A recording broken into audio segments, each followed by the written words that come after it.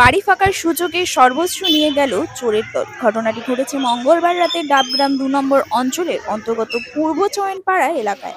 জানা গিয়েছে, প্রতিদিনের ন্যায় মঙ্গলবার সকালে বাড়ি তালা ঝুলিয়ে কাজের উদ্দেশ্যে যান কামনা ঘোষ।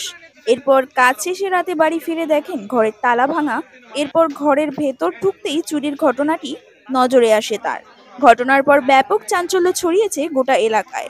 এদিকে কামনা দেবী এই ঘটনায় কান্নায় ভেঙে পড়ে। ঘটনার খবর দেওয়া হয় আশিগড় ফাঁড়ির পুলিশকে। ঘটনাস্থলে পৌঁছে পুলিশ গোটা ঘটনার তদন্ত শুরু করেছে। অন্যদিকে ঘটনার খবর পেয়ে পৌঁছান ডাবগ্রাম ২ নম্বর অঞ্চলের প্রাক্তন প্রধান সুধা সিংহ চ্যাটার্জি।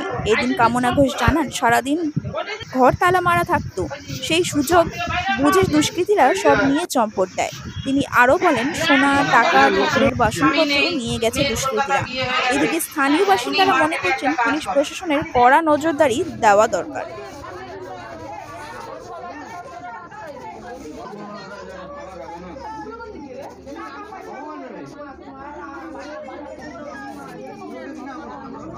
দিয়ে পরে আমি বললাম এখানে যে দুটো ছেলে দৌড়ায় গেল না, বললো হ্যাঁ এখান থেকে তো দৌড়ায় পালায় গেল, ওরাই ঘোরাঘুরি করছে।